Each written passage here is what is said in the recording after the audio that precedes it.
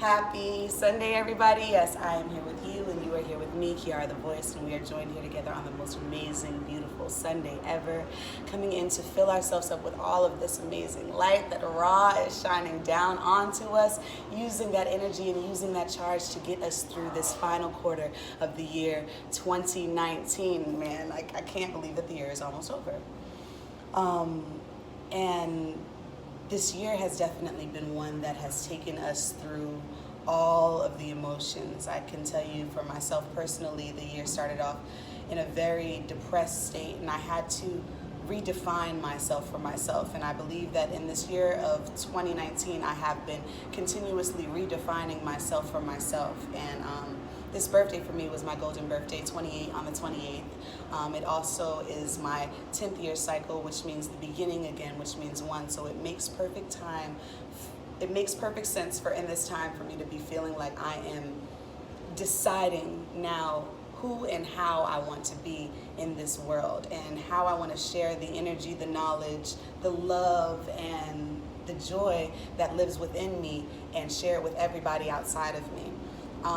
And this week in particular, I feel like there has been this overpowering theme of pushing through resistance, pushing through adversity, pushing through resistance within yourself, pushing through adversity within yourself in order to get through the resistance and the adversity that is outside of you. Because when we're going on this deep journey of self-understanding, we have to go and dig into the dirt. We have to understand what is the gunk that has been placed over ourselves, or the film rather, that has placed over our eyes, that isn't allowing us to see clearly what we wish to see, that isn't allowing us to activate in our full purpose. And for me, a lot of that comes from fearing how I will be received by others. Yesterday, I woke up very, very, very, very, very, very, very overwhelmed, like anxious. My anxiety was at a 10, and I just felt like there were some things that I needed to think about deeply as I move into this next chapter of my life and start to share a little bit more with myself. So I took myself to Lake Shrine, and I decided to journal. And during this journaling session, I really had a lot of self-discoveries about parts of me that I have covered up, shied away from, or dimmed my light in, simply to make sure that I was being accepted and received in a positive light by everybody around me, by my friends, by my family, and by people that I didn't even know. Wanting to be this most perfect person that is received by all. However, now in my growth, I really truly understand that that is not the best way to live your life. That is actually probably the quickest way to diminish your lifespan, by suppressing the energy that lives inside you that you need to get out. And this energy that I would suppress, I would express it in other ways that were not truly healthy for my being on an emotional level and also on a physical level.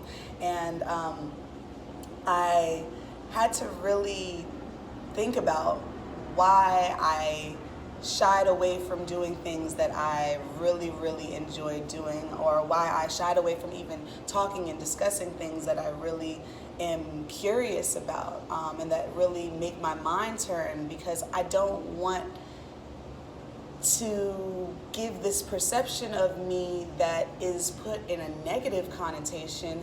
However, if I'm not being my full self, then who's receiving the truth? You're not receiving the truth, and neither am I. So when I'm talking about pushing through this resistance, there's a lot of resistance within me to activate my being fully and completely. When I started this journey here on Instagram, sharing my mindfulness, sharing my workouts, sharing all of the things that keep me up, I really battled with the idea of including the sensual side of me, the sexual side of me, the side of me that is a little more wild and free, because I wanted to be received as the positivity and not receive any negativity. But I believe that opposition is good because it makes you think more.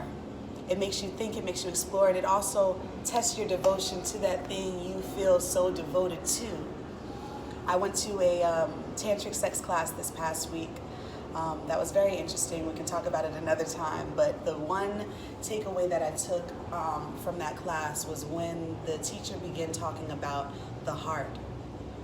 And he said the heart has 3 stages. He said the first stage is love. He said the second stage is surrender. And the third stage is devotion. And I believe that when I started this journey, or at least started sharing this journey with you, the love energy in me had already been tapped into in order to share with others. And within the past 2 years, I've really been diving deeply on what it means to love myself the fullest way. And now I feel like I am entering into the space of surrender. Right here in the center, that middle ground, that space of surrender, which is like so difficult, because when you surrender and let go of your attachment to control the happenings and actually allow spirit to move through you, you have to drop your attachment to the reactions of others around you, because they've never seen you like this. You're a brand new person to them, and they have to understand if what you're doing is really for you, or if what you're doing is for another reason, another cause, another situation. So you have to really truthfully just surrender, know and trust that the love that you activated and shared with everybody will still be received as you surrender into the person and the spirit that your spirit is actually supposed to be. That next side over here is devotion. I haven't gotten there yet, but I know that it's next, and I am so excited to get there, because once I continue to surrender, and while I surrender, undoing all of the things that I no longer want to keep inside of me, undoing all of those things that I no want to be fearful of based on the perception of others, because I can't help the way that others perceive me, because it's their perception, based in their own knowledge, based in their own information, based in their own mindset, based in their own views of the way in which this world operates. And it is not my job to change your view on the way in which the world operates. My job is to share with you how I am seeing, how I am going, how I am flowing, and how I am choosing to grow, so that you can see other ways in which other people are growing around you, and take out the bits and pieces for yourself that work for you, so you become the best version of yourself. This is how we reflect that divine light back onto each other, by doing the work ourselves. And this summer, I got very distracted, I would say, in my third quarter. Not even very distracted, but I battled with the balance of what. But now I know why.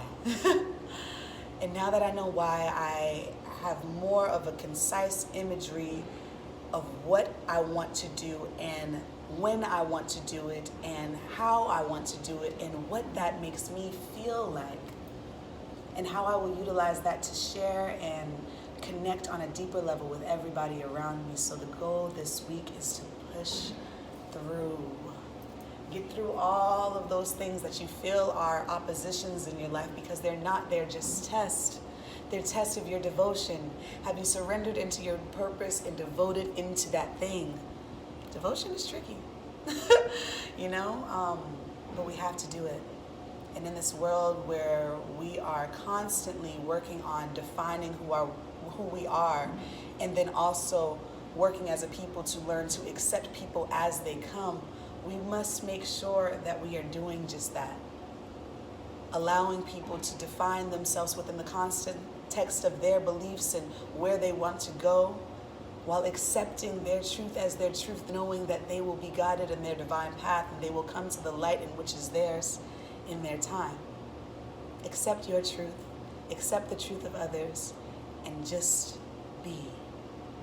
I love you. I appreciate you. You mean the world, moon, stars, the entire Milky Way galaxy to me. And until next time.